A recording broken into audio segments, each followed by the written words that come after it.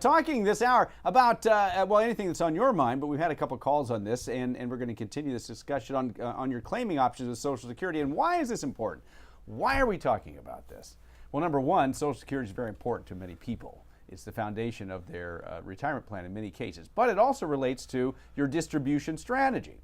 Now, you've heard of this whole 4% rule, guideline, whatever. You shouldn't take more than 4% of your portfolio. And in some cases, some people have narrowed it down to 2% or 1.9 or somewhere in between 2 and 3%, because then you're really asking for trouble. And in many cases, that can be correct.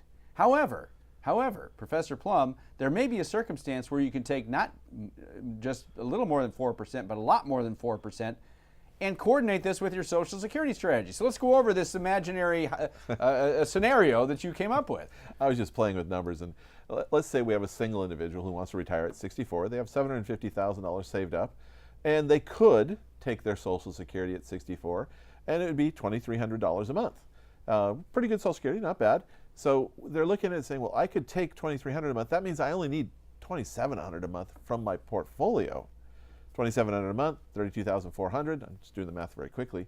That's about a 4.4% distribution on the $750,000. Hey, that's not bad.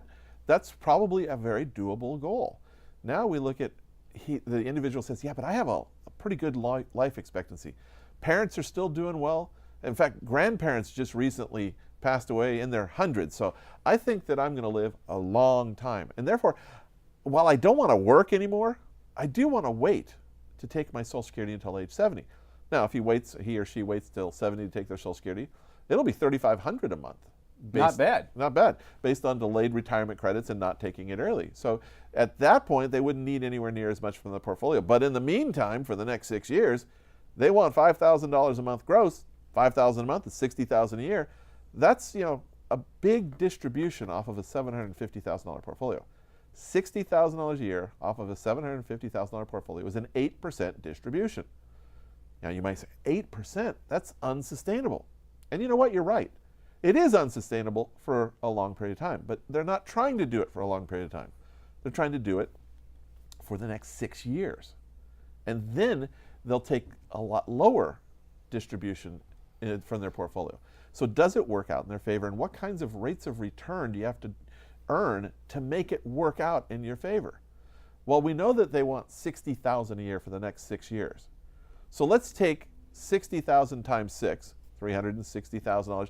Now we can earn 1% probably on that money. I know there are online bank accounts that'll let me earn 1%, a little bit over. So let's say we take $350,000, put it into a bank that earns 1%, FDIC insured principal, and then have them send me $5,000, have them send the gentleman or the lady $5,000 a month for the next 6 years. And that will last for 6 years. But by taking that $350,000 off the table, out of the $750,000, now I got $400,000 left over. $400,000 I can leave alone to grow for 6 years. You hope it grows. I could leave it alone and probably I know that I could get a guarantee of 3%. I know I can get that over 5 years. So I know I could get some rate of return. Now, 5 years from now, I only need $1,500 a month from my portfolio because I'm getting $3,500. Now, I'm ignoring inflation for the moment, but we'll get into that as we go. I need $1,500 a month from the portfolio. So to have a 4% distribution 6 years from now, I need my portfolio to be at least $450,000. $400,000 today. Over the next 6 years, I need it to be at least $450,000 to just have a 4% distribution at what age at this point? 70 years of age. 4% distribution at 70, I think, is a reasonable distribution rate. We can make that work. What do I have to earn on that $400,000? To turn it into $450,000 6 years from now. I have to earn 2.4%. And so I go from having a 4.4% distribution if I take my Social Security to a potential 4% distribution if I can earn 2.5% on my portfolio over 6 years. Now, I also just told you I know I can get 3.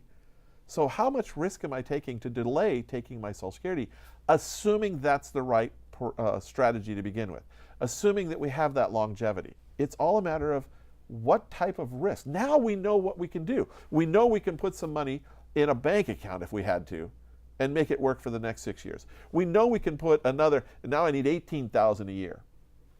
let's say I wanted to provide a time horizon of 15 years for anything that has volatility. So I've got 6, so I need 15. I need 9 more years. I could take $160,000, $150,000 of the 400 and put it into a guaranteed fixed annuity that has no fees and lets it grow for 6 years and turn that into another income stream for 9 years of the 18,000 that I need to supplement my Social Security.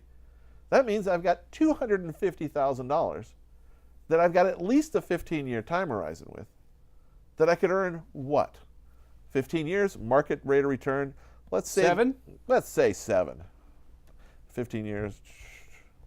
Now I've got $700,000. And how much do I need to take from that $700,000? Whatever 18,000 plus inflation is. And I'm now 80 years old. I think, and I need a 2% distribution, 3% distribution. From now this 700. Because I'm not taking a huge distribution. I was able to reduce my distribution because of the strategy I employed. You figured out a way to not take your Social Security at age 64. Well, that was our first decision. That's what I'm saying. Your first decision. You decided you wanted to wait until age 70 because you think you're going to live a long time. You had to make it between age 64 and 70. So you had to, because you're retired.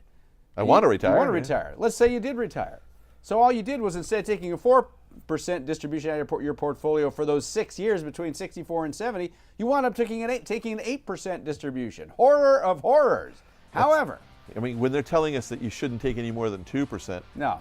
That's 4 times wrong. But by doing it that way, once you hit your Social Security age 70 and your much bigger checks, now the pressure gets off your portfolio. You can reduce it back down, bucketize from there, and have the money you need.